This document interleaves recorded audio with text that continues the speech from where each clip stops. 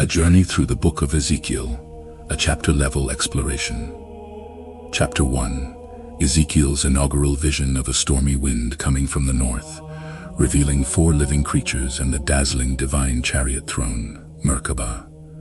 Chapter 2. The commissioning of the prophet, where God sends Ezekiel to a rebellious nation and instructs him not to fear them, giving him a scroll filled with words of lament and woe to eat. Chapter 3. Ezekiel eats the sweet scroll, is appointed as a sentinel, watchman over Israel, with the heavy burden of warning the wicked, and sits overwhelmed among the exiles by the Kebar River for 7 days. Chapter 4. Ezekiel performs a series of strange symbolic acts, lying on his side for hundreds of days and eating meager, rationed food, cooked over dung, to graphically portray the upcoming siege and strict rationing of Jerusalem. Chapter 5. Ezekiel shaves his head and beard with a sword, dividing the hair to symbolize the fate of Jerusalem's inhabitants through famine, sword, and scattering into the wind. Chapter 6.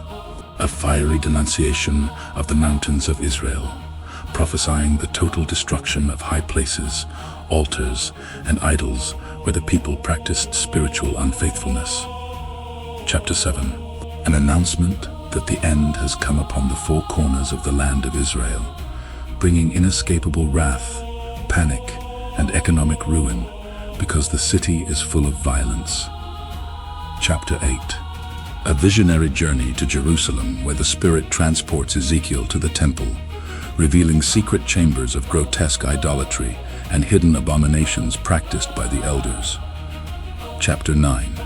A vision of executioners sent through Jerusalem to slaughter those who do not grieve over its detestable sins, while sparing those marked on their foreheads. Chapter 10. A stunning vision of the glory of the Lord moving from the cherubim to the threshold of the temple, filling the court with a cloud and glowing brightness. Chapter 11. Judgment pronounced against wicked leaders counseling false security in Jerusalem, followed by a glorious promise that God will gather the scattered exiles and give them a new heart of flesh. Chapter 12. Ezekiel acts out, packing his bags for exile in broad daylight, and trembling as he eats his daily bread, to vividly demonstrate King Zedekiah's panicked nighttime flight and capture. Chapter 13. A fierce condemnation against false prophets and prophetesses who whitewash walls with deceptive messages of peace, and hunt the souls of God's people for personal gain. Chapter 14. A rebuke of idolatrous elders who come to inquire of God with idols in their hearts, declaring that even righteous men like Noah, Daniel, and Job could only save themselves. Chapter 15. The parable of the useless grapevine wood, demonstrating that just as vine wood is worthless for lumber and only fit for the fire when burned, Jerusalem is fit only for judgment. Chapter 16. A raw allegorical history of Jerusalem, portrayed as an ungrateful, promiscuous foundling child, whom God rescued, clothed, and married, yet who prostitute herself worse than any pagan nation. Chapter 17. The intricate parable of 2 eagles and a grapevine, illustrating Zedekiah's treacherous rebellion against Babylon by turning to Egypt, breaking an oath made before God. Chapter 18.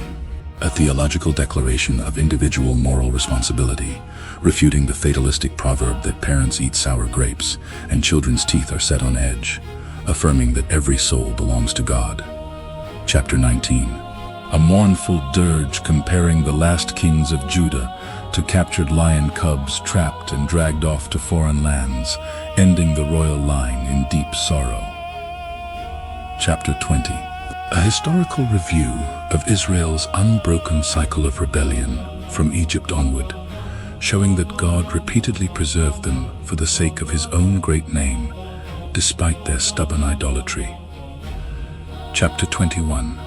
A prophecy of a sharpened and polished sword of divine judgment, drawn against both the righteous and wicked of Jerusalem, sweeping away the crown and overturning the monarchy until the coming of the rightful king. Chapter 22. A detailed indictment of Jerusalem as a bloody city full of extortion, bloodshed, Sabbath-breaking and exploitation of the vulnerable, where no one stood in the gap to rebuild the wall. Chapter 23. The harsh allegory of two sisters, Oholah, Samaria, and Oholibah, Jerusalem, representing the two kingdoms and their spiritual prostitution with Assyria and Babylon. Chapter 24. The arrival of the exact day when the king of Babylon lays siege to Jerusalem, marked by a parable of a rusted boiling pot and the sudden, silent death of Ezekiel's beloved wife as an emotional sign. Chapter 25. Oracles of judgment against Ammon, Moab, Edom, and Philistia for their bitter malice, revenge, and gloating over the downfall of Judah. Chapter 26. Prophecies against the wealthy and prideful maritime city of Tyre, predicting its destruction by Nebuchadnezzar and its transformation into a barren rock where fishermen dry their nets. Chapter 27. A lamenting, sorrowful elegy describing Tyre as a magnificent trading ship loaded with global riches, sinking disastrously into the deep heart of the seas. Chapter 28. A judgment against the arrogant prince of Tyre who claimed divine status in his heart, followed by a poetic oracle against the king of Tyre, echoing themes of pride, fall, and expulsion from Eden. The first of several judgments against Pharaoh and the land of Egypt, predicting that Egypt will become a desolate wasteland for 40 years because they proved to be a treacherous, splintered staff to Israel. Chapter 30. A grim prophecy concerning the day of the Lord against Egypt and its allies, detailing the total collapse of its political power and military might under Babylonian conquest. Chapter 31. A cautionary parable comparing Egypt's supreme pride and towering stature to a mighty cedar tree in Lebanon that was cut down and cast into the netherworld for its arrogance. Chapter 32. A final lamentation and dirge over Pharaoh and his hordes, depicting their descent into the dark underworld to lie among the uncircumcised nations who fell by the sword. Chapter 33. Ezekiel's recommissioning as a watchman after a messenger arrives with the definitive news that Jerusalem has fallen, shifting his ministry toward comfort, individual accountability, and future hope. Chapter 34. A severe condemnation of Israel's exploitative shepherds who fed themselves instead of the flock, contrasted with the glorious promise that God himself will come down as the true shepherd to rescue his sheep. Chapter 35. A focused prophecy of desolation against Mount Seir, Edom, for harboring a perpetual hatred against Israel and rejoicing over their disaster. Chapter 36.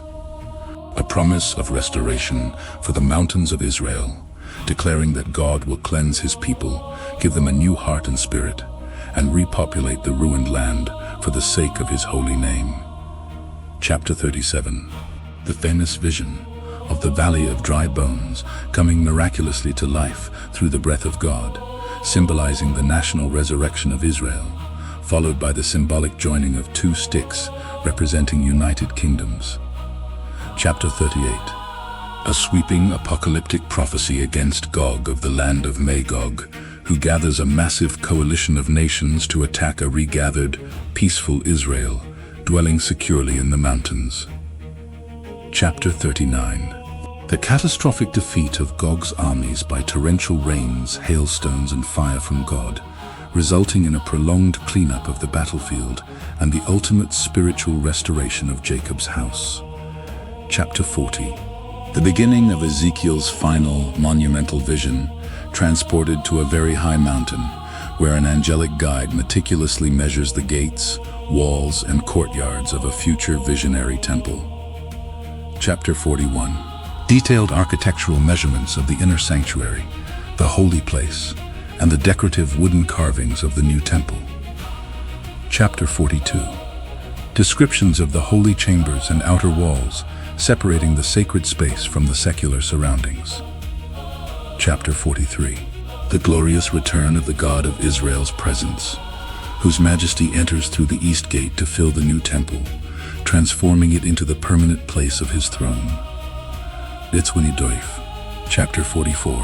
Regulations regarding the closed East Gate, instructions for temple gatekeepers, and restrictions barring foreigners and defiled Levites from priestly service while establishing the Zadokite priesthood. Chapter 45. The allotment of sacred land set apart for the Lord, guidelines for honest weights and measures, and festival regulations for the prince and the people. Chapter 46. Specific protocols for Sabbath and festival worship, the role of the prince in providing offerings, and the layout of the temple's boiling kitchens. Chapter 47.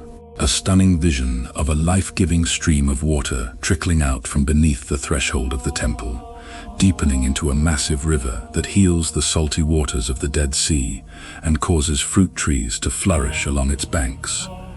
Chapter 48. The final territorial division of the land among the 12 tribes of Israel, concluding with the layout of the sacred district and the city gates, named "The Lord is There." Epilogue. The Book of Ezekiel stands as a staggering work of judgment, restoration, and apocalyptic vision, delivered by a priest-turned-prophet among the Babylonian exiles. It unflinchingly confronts the depth of Israel's sin and the resulting departure of God's glory, yet pivots powerfully to announce the total impossibility of human restoration being achieved solely by divine grace.